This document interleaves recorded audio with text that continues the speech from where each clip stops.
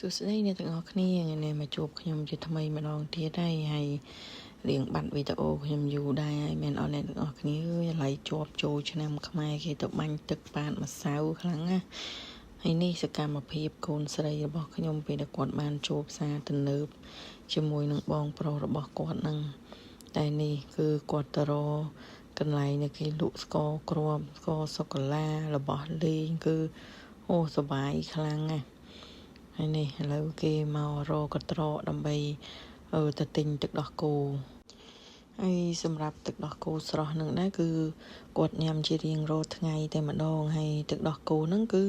ផលិតនៅស្រុកខ្មែររបស់យើងនឹងឯងហើយទឹកដោះគោហ្នឹងគឺមានរសជាតិឆ្ងាញ់អ្នកទាំងអស់គ្នាបើសិនជាអាចទិញយកទៅញ៉ាំហើយមានជាប្រភេទវាយគ្រីមបានអញ្ចឹងណាអ្នកទាំងអស់គ្នានេះគឺគាត់ទិញបានចំនួន2ដបហើយក្នុងមួយដបហ្នឹងគឺចំណុះ2លីត្រ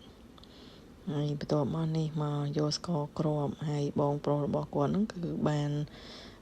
ចំហួយមកកញ្ចប់ដែរហើយនេះសប្បាយខ្លាំងណាស់